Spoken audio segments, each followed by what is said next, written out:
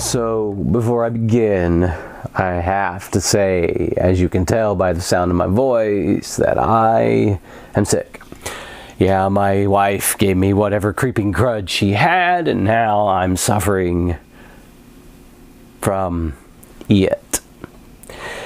But with that said, I had to be here for you, people of the Jackverse, so I can try to impart some semblance of wisdom onto your brains, because it's either that or eat them. And as of this moment right now, the thought of eating brains makes me want to hurl a rainbow of fruity flavors. Anyway, so what do I have on tap for today? Over the course of the last week, I was chatting with one of my favorite beta readers for my books, and she started talking about other writers and their voices and the difference, how some writers are pedestrian and some are simple and some are not, and blah blah blah blah blah. And that made me think, what is one of the most important questions a writer can ask themselves outside of, should I really be doing this? Who you write for? Seriously, who do you write for? It's like a band asking themselves, who do we play for? Who is our target audience? The same question applies to writers. Now, as you all know, I have been very upfront about it, that Clive Barker has been my idol ever since I was in college. And to that end, I like to think that I write for a very similar audience. Now, I recently started, he finally released The Scarlet Gospels, which is the final book. Actually, it's just the second book, but the final book that the Cenobites are going to be involved in. I'm only just a few chapters in, and my first thought about this book is, did Clive write this book? It doesn't sound like him. And I know that there's a long, sordid history to the book, but as you read it, if you know him well enough, as you read the book, it's one of the first things that pops into your mind. It doesn't have the eloquence and the grace that has always been part and parcel to Clive's work. Don't get me wrong, it's still a very good book, and it's Pinhead, after all. I know he wouldn't want to be called that, but it's Pinhead. You can't go wrong with that. So, that brings me back to my point. Anyone that's read my books will tell you that they can pick my books out of a lineup, not just because of the covers of the titles, but when they read my books, they know they're reading my books. They know they're reading my voice. And those are the people that I write for.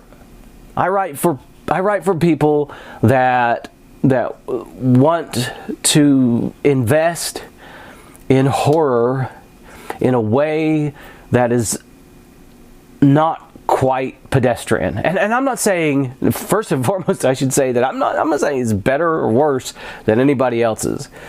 Because everybody's voice works for what they do. It just so happens that I write from a more complicated perspective. I know I'm a writer, and one of my primary tool, my only tool, is words. And I have to be able to use those words in such a way that I not only pull the reader into the story, but I clue them in that they are reading a book by Jack Wallen, and they're not reading a book by some other person. That's important to me. It's very important to me. And it may not be important to you or some other writer. But it is a part of what I do. Think about this. I might insult some people out there, and if I do, I apologize. Think of the band Nickelback. Nickelback. Pardon me, I did warn you that I was sick. Okay, back to Nickelback. If you don't know who you're listening to, and you put on a Nickelback song, and then you put on another Nickelback song, and then another one, all of a sudden you start thinking, this is the same song with different lyrics. And it's just generic rock. Cough's gonna undo me. Generic rock. There's nothing unique to it. It's just rock. It is rock that you might hear at a fraternity party or a beach party. There's nothing in it that screams special. And you're going to be mad at me by the end of this, aren't you? So, and there's a number of bands that are very similar to that. It's almost like they were cut from the same mold, and they all use the same chords and the same introductions to their songs, and no one really cares. And yes, there are fans of their music, and to those people I say rock on. But that music is not for me. They don't write music for me. They write music for another totally different type of person. And if I can continue with the music analogy, the music that I listen to tends to be dense and complicated, like the band Periphery. It's not for everybody. It's often what's called prog rock. Deals with deeper subjects, and it does so in a very dense and thick way with I probably should have postponed this till next week, but their chord structure is complicated, and what I enjoy in music in general, what I enjoy are the warp and weft, the fabric that's in between everything. To use a musical term, it's the inharmonic tones. It's the bits and pieces of the melody that clash against the rhythm and the harmony, and makes those wonderful, gorgeous moments where there's just a fraction of dissonance, and you know that it's going to eventually resolve into a harmony, or maybe it won't. Maybe that non-harmonic tone or that transitional tone will bounce against a melody, and it just might finally reach a state of harmony and bounce back down, and it keeps hitting it and they keep clashing. That's, to me, that is where the beauty of music is.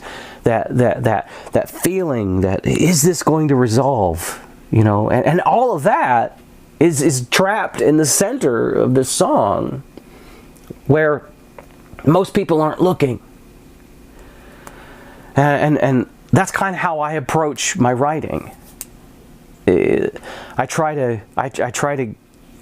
to weave things together in a non-traditional way. I'll write a sentence, and I'll look at that sentence, and I'll say, that sentence sounds like anybody could have written that sentence. I need to rewrite that sentence, because it's not me. It's not speaking to the people that I speak to, typically. And that may or may not be very important to you, but it is to me. And I guess, in the end, what you have to do as a writer, as an artist, as a musician, as a clothing designer, as a painter, as a sculptor, is you have to find out what aspect of your art is the most important. Is writing for the masses?